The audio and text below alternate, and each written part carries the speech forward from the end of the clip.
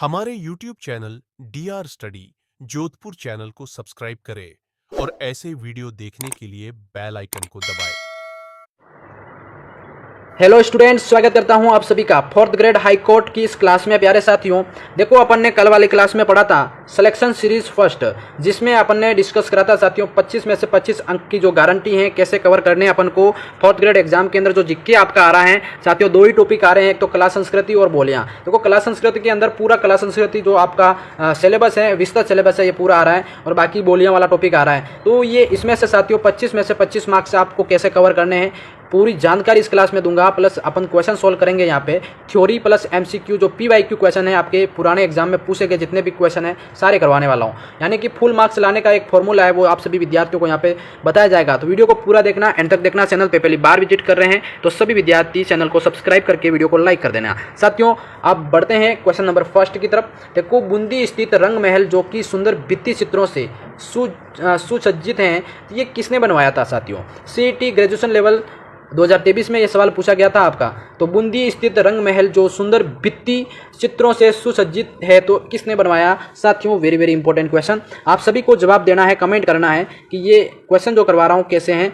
काफ़ी important question है साथियों। जैसे कि इसका जो आंसर होगा आपका राव 17 क्या हो जाएगा आपका? ऑप्शन नंबर सी जो है साथियों आपका यहाँ पे राइट हो जाएगा कि बूंदी स्थित रंग महल जो भित्ति चित्र है इसको किसने बनवाया था? राव 17 आपका सी ऑप्शन सभी को राइट कर देना है। अब क्वेश्चन नंबर सेकंड ये आपसे पूछा जाता है साथियों, वेरी वेरी इंपॉर्टेंट क्वेश्चन।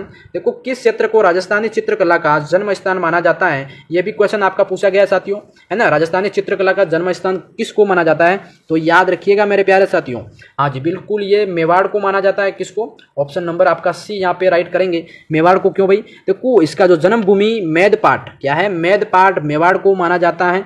यह शैली अजंता चित्र शैली से प्रेरित है। ठीक है, तो ऑप्शन नंबर सी आपका क्या है इसमें राइट हो जाएगा प्यारे साथियों। अगला क्वेश्चन नंबर आपका 3 जो है, जैसे कि रागमाला किसके द्वारा रची गई थी?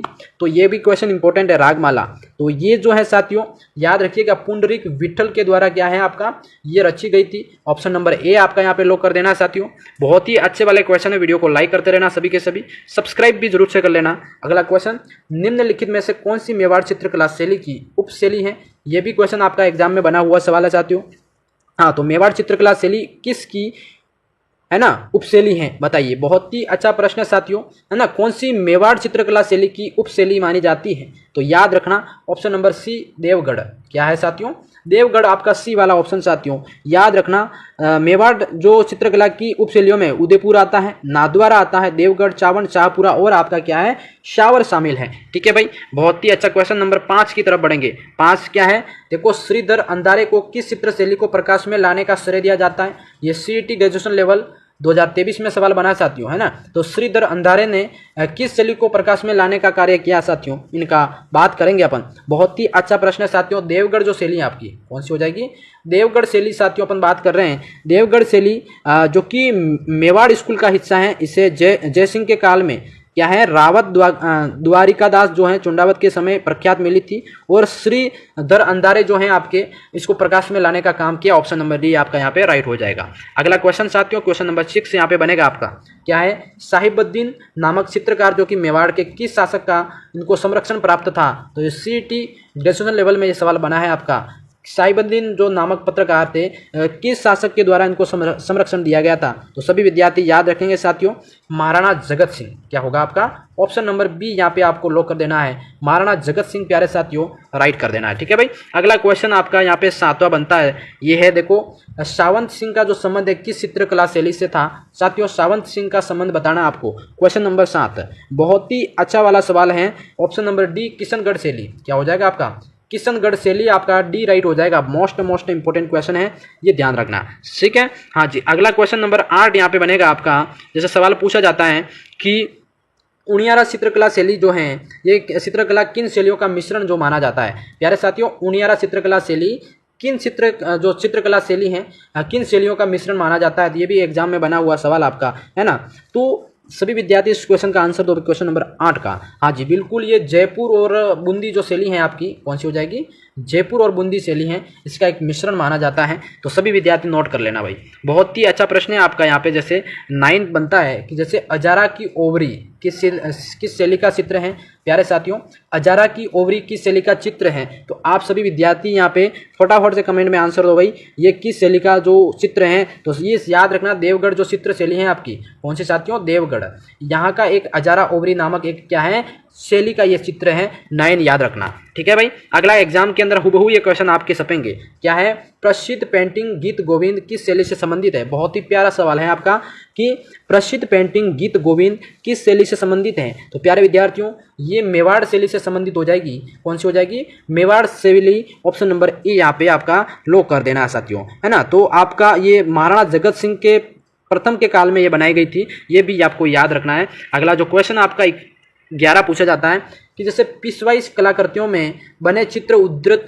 किए गए हैं प्यारे साथियों।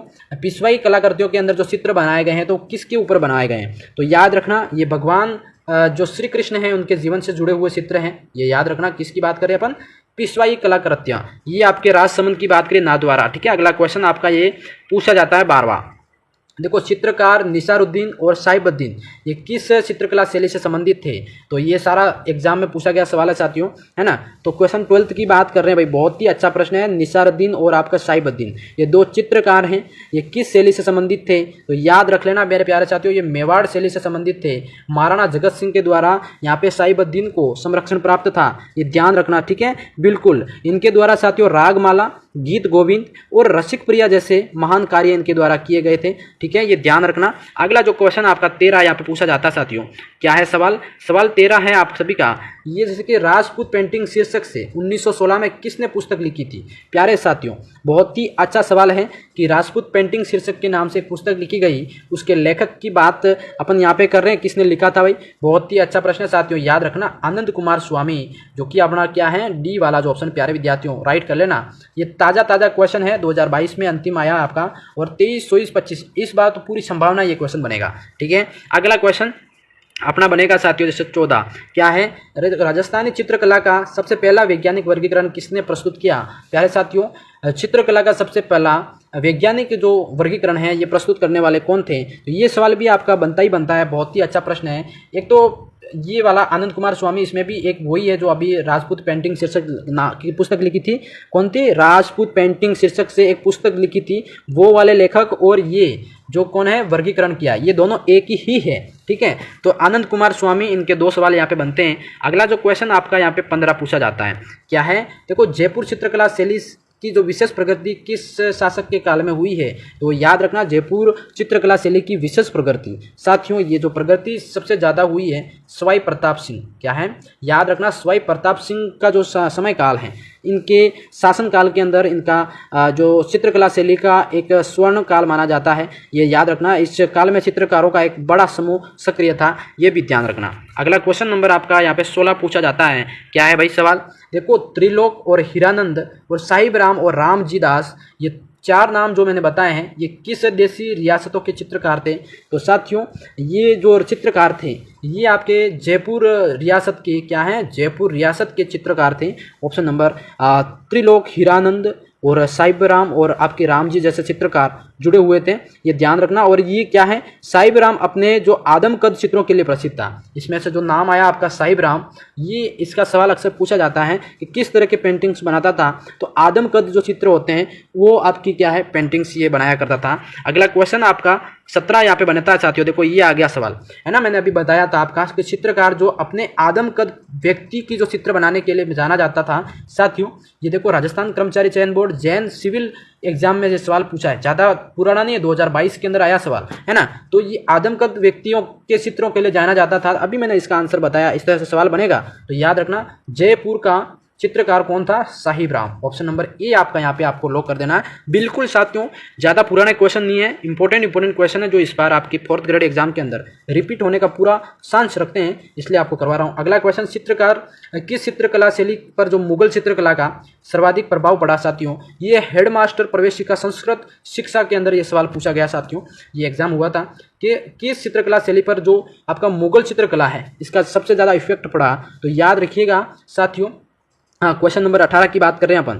है ना। तो ये सबसे ज़्यादा जो प्रभाव पड़ा ये जयपुर शैली के अंदर सबसे ज़्यादा पड़ा था। क्या है प्यारे साथियों, जयपुर चित्रकला शैली पर जो आपका क्या है मुगल चित्रकला का सर्वाधिक प्रभाव पड़ा। इसका कारण ये है कि यहाँ पे मुगल और आपके जयपुर के शासकों का एक अच्छा संबंध था, इस वजह से ये आपका कारण याद रखना। अगला क्वेश्चन आपका 19 यहाँ पे बनता है। जैसे आपका बहुत ही अच्छा प्रश्न है कि जयपुर चित्रकला शैली का एक प्रख्यात प्रोटेट चित्रकार। साथियों वेरी वेरी इंपॉर्टेंट क्वेश्चन है कि प्रोटेट चित्रकार जयपुर चित्रकला शैली का कौन था। तो ये सवाल भी बनता है आपका, याद रखिएगा। वो है आपका साहिब राम। क्या है साथियों, प्रोटेट। आपको ये भी बनता है, जैसे आदमकद ये पूछ लेंगे या फिर आपको प्रोटेट चित्रकार भी पूछ लेंगे। तो ये दोनों क्वेश्चन आपके अलग अलग तरह से बनेंगे। साहिब राम आपका राइट कर लेना सभी विद्यार्थियों को, ठीक है भाई। हाँ, इन्होंने जो ईश्वरी सिंह का एक आदमकद चित्र बनाया था, एक प्रसिद्ध चित्र बनाया था, सवाई ईश्वरी सिंह का आदमकद चित्र बनाया था, जिसको प्रोटेट चित्रकार भी कहते हैं, ठीक है। ए ऑप्शन आपका यहाँ पे राइट आंसर करना सभी विद्यार्थियों का। अगला क्वेश्चन यहाँ पे 22 पूछा जाता है साथियों, मजा आ जाएगा। राजस्थानी चित्रकला में गीत गोविंद चित्रमाला किस शैली से निर्मित है। बिल्कुल क्लास में मजा आ रहा है तो लाइक कर दो, चैनल को सब्सक्राइब कर लो, है ना। 20 साथियों क्वेश्चन की बात कर रहे हैं। क्या है, चित्रकला में गीत गोविंद चित्रमाला किस शैली से में निर्मित है। साथियों लाइब्रेरी एग्जाम के अंदर ये सवाल आया 2020 के अंदर, तो रिपीट होने का पूरा चांस है भाई। याद रखना गीत गोविंद जो है आपका किस शैली में निर्मित है, तो मेवाड़ शैली साथियों याद रखना। ऑप्शन नंबर ए आपका क्या है, याद रखना गीत गोविंद साथियों ये मेवाड़ शैली में बनाया गया था। और महाराणा जगत सिंह जो प्रथम है उनके संरक्षण में इसको तैयार किया गया था, ये ध्यान रखना। अगला क्वेश्चन आपका ये, जैसे कि धन्ना भगत के गुरु कौन थे, ये भी आपका 22 के अंदर सवाल आया। धन्ना भगत साथियों, धन्ना भगत की बात करें, इनके गुरु जो थे साथियों रामानंद। क्या है, रामानंद जो थे साथियों, सी ऑप्शन यहाँ पे आपको लॉक कर देना है। वेरी वेरी इंपॉर्टेंट क्वेश्चन साथियों। अगला जो सवाल आपका 22 यहाँ पे बनेगा, जैसे राजस्थान की दूसरी मीरा। क्या है, राजस्थान की दूसरी मीरा संत रानाबाई का जो जन्म है वो कहाँ पर हुआ साथियों। राजस्थान की दूसरी मीरा जिनको कहा जाता है, उनका नाम यहाँ पे दे दिया गया है रानाबाई, ठीक है। और इनका जन्म कहाँ हुआ ये पूछा है 2022 के अंदर। बिल्कुल फ्रेश सवाल है साथियों, एग्जाम के अंदर हुड हुड टपकेगा ये सवाल। तो ये ध्यान रखना है कि संत रानाबाई का जन्म जो हुआ है प्यारे साथियों, ये हरनावा के अंदर हुआ है साथियों। ऑप्शन नंबर डी हरनावा यहाँ पे राइट करना है। अब मुझे पूछेंगे कि राजस्थान हरनावा कहाँ है प्यारे साथियों। आप पूछेंगे कि सर हरनावा कहाँ है, हमको मालूम नहीं। तो हरनावा की बात करेंगे कि देखो यहाँ पे सर जी ये नागौर के अंदर है। कहाँ है, नागौर के अंदर हरनावा। 1570 में इनका जन्म जो हुआ है, इनको राजस्थान की दूसरी मीरा जो कहा जाता है। और जो आपका एक चीज़ यहाँ पे याद रखना, ये क्या है साथियों, ये आपके क्या है सगुण। क्या याद रखना, एक मोस्ट इंपॉर्टेंट चीज़ है, सगुण परंपरा की कृष्ण भक्त थी। कौन सी थी ये, सगुण परंपरा की कृष्ण भक्त थी। विशेषकर याद रखना हरनावा नागौर के अंदर इसका जन्म स्थल है, ये भी ध्यान रखना। हाँ जी बिल्कुल। अगला क्वेश्चन 23 जो बनेगा, जैसे कि सवाल पूछा जाता है कि रज्जब वाणी जो पुस्तक है ये किस पंथ या संप्रदाय से संबंधित है साथियों। बिल्कुल वेरी फ्रेश क्वेश्चन है, जूनियर इंस्ट्रक्शन वर्कशॉप एग्जाम के अंदर ये सवाल आया 2020 में। हाँ, तो याद रखना रज्जब वाणी ये किस पंथ या संप्रदाय से संबंधित है। तो यहाँ पे आप सभी विद्यार्थी बिल्कुल घबराना नहीं है, आपको याद रखना रज्जब वाणी साथियों ये दादू जो है आपके दादू पंथ वो या दादू संप्रदाय जो आपका याद रखना क्या है। रज्जब वाणी पुस्तक जो है प्यारे साथियों दादू संप्रदाय से संबंधित हैं। रज्जब भी इनके प्रमुख कवि थे। क्या थे साथियों, रज्जब जी। याद रखना रज्जब जी इनके प्रमुख कवि या लेखक थे, ये ध्यान रखना। अगले क्वेश्चन की तरफ बढ़ेंगे साथियों। क्वेश्चन आपका 24 यहाँ पे बनेगा। क्या है, जैसे हरनावा गांव किस संत से जुड़ा हुआ है प्यारे साथियों। फिर से सवाल आपका बन गया 2021 के अंदर ये आया हुआ सवाल है। तो इस तरह से सवाल आपके बनेंगे, हरनावा गांव किससे संबंधित है। अब यहाँ पे हरनावा कोष्टक में नागौर भी दे दिया जाएगा आपको।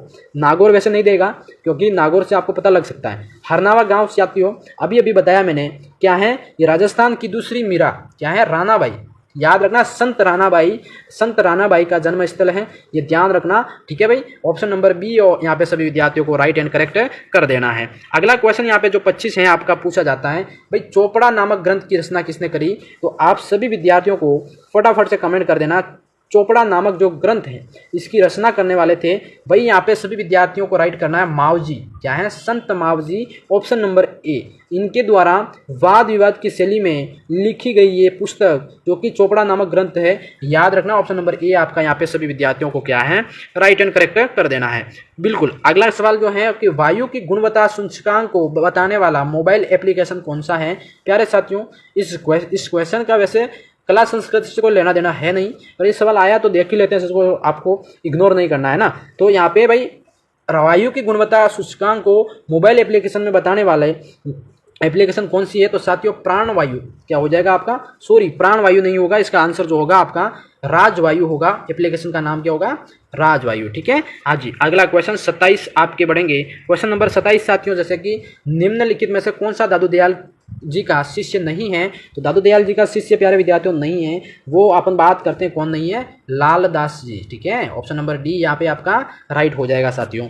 बहुत ही अच्छे, बिल्कुल बिल्कुल। अगला क्वेश्चन आपका 28 यहाँ पे बनेगा कि संत हरिदास संप्रदाय के संस्थापक कौन थे प्यारे विद्यार्थियों? तो संत हरिदास संप्रदाय के संस्थापक की बात करते हैं तो 28 वाला जो सवाल होगा सभी विद्यार्थी यहाँ पे जवाब देंगे संत हरिदास। बहुत ही अच्छा सवाल भाई, बताओ फटाफट बताओ सभी विद्यार्थी, संत हरिदास जी के संस्थापक है ना, किस संप्रदाय के संस्थापक थे? तो ये साथियों संत हरिदास की बात करें, ये निरंजनी संप्रदाय के संस्थापक थे। क्या हो जाएगा? निरंजनी संप्रदाय। ऑप्शन नंबर बी यहाँ पे आपको लॉक कर देना है प्यारे विद्यार्थियों। ठीक है, हाँ जी बिल्कुल। 29 क्वेश्चन की तरफ बढ़ेंगे। आपका 29 का जो क्वेश्चन है कि देखो निम्नलिखित में से कौन सा संप्रदाय संत मावजी के द्वारा स्थापित किया गया था? तो साथियों उस संप्रदाय का नाम बताना। संप्रदाय संत मावजी के द्वारा स्थापित किया गया। 29 बहुत ही अच्छा प्रश्न है साथियों। निष्कलंक संप्रदाय हैं जो कि आपके संत मावजी के द्वारा स्थापित किया गया है। बी ऑप्शन जो है आपको यहाँ पे लॉक कर देना है। ठीक है, अगला क्वेश्चन आपका यहाँ पे 30 पूछा गया साथियों। सवाल क्या है कि वाद विवाद शैली में लिखे गए जो चोपड़ा ग्रंथ हैं ये किससे संबंधित हैं? तो वाद विवाद शैली के अंदर एक ग्रंथ लिखा गया चोपड़ा। साथियों ये क्वेश्चन आपका 22 में पूछा गया है। इसके जो संबंध इसका किससे हो जाएगा? तो याद रखना निष्कलंक संप्रदाय से संबंधित है। और निष्कलंक संप्रदाय किससे संबंधित है साथियों? मतलब इसके संस्थापक कौन है? तो आपके मावजी, याद रखना क्या है? संत मावजी, और इनके द्वारा ही आपका ये चोपड़ा ग्रंथ है वो लिखा गया था। अगला जो सवाल साथियों 31 यहाँ पे बनेगा। सवाल क्या है? निम्नलिखित में से कौन दादू दयाल जी का शिष्य नहीं है? तो ये सवाल भी 22 के अंदर आया हुआ है। इनके शिष्य की बात करें तो संत दादू दयाल के शिष्य कौन कौन थे? एक तो सुंदरदास था, बिल्कुल सुंदरदास था। दूसरा आपका साथियों गरीबदास जी, बिल्कुल। अगला जो आपका है एक तो मिस्किन दास और आपके एक रजब जी। ये तीन जो शिष्य थे ये क्या थे? दादू दयाल के शिष्य थे। और लालदास जी साथियों ये रामानंद के थे। किसके थे? रामानंद जी के थे। तो आपका ऑप्शन नंबर डी क्या है यहाँ पे राइट हो जाएगा। ये क्या थे? दादू दयाल के शिष्य नहीं थे। ठीक है, समझ गए सभी? हाँ जी। अगला क्वेश्चन 32 यहाँ पे बनेगा। जैसे कि संत हरिदास जी ये किस संप्रदाय के संस्थापक थे? 32 प्यारे विद्यार्थियों सवाल रिपीट हुआ है आपका, तो याद रखना ये निरंजनी संप्रदाय के थे। ठीक है, हाँ जी। अगला क्वेश्चन आपका यहाँ पे फिर से यहाँ पे पूछा जाएगा। ये सवाल साथियों डबल रिपीट हो रहे हैं। संप्रदाय संत मावजी के द्वारा स्थापित किया गया, तो ये निष्कलंक आपको इसमें करेक्ट कर देना है। हाँ बिल्कुल, यहाँ पे सवाल 35 का आ गया कि राजस्थान के किस लोक देवता के माता पिता का नाम हंसा देवी और लोहट जी था? साथियों लोक देवता के माता पिता का नाम हंसा देवी और लोहट जी 2018 के अंदर सवाल आया था।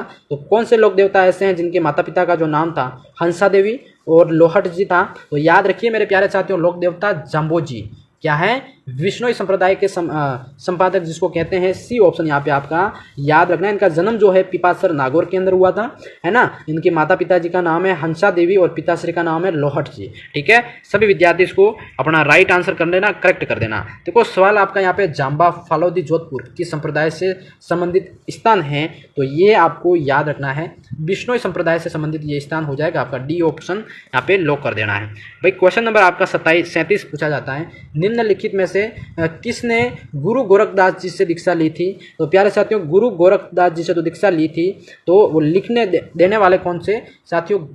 बिल्कुल जाम्बो जी। ऑप्शन नंबर ए आपको यहाँ पे लॉक कर देना है। साथियों देखो आज की इस क्लास के अंदर टोटल 37 क्वेश्चन यहाँ पे मैंने करवाए हैं। क्लास संस्कृति और बोलिया से संबंधित क्लास कैसी लगी कमेंट में बताना। इस तरह की क्लासेस देखने के लिए चैनल को सब्सक्राइब कर लें। रेगुलर 5 बजे जरूर जुड़े हमारे साथ। धन्यवाद।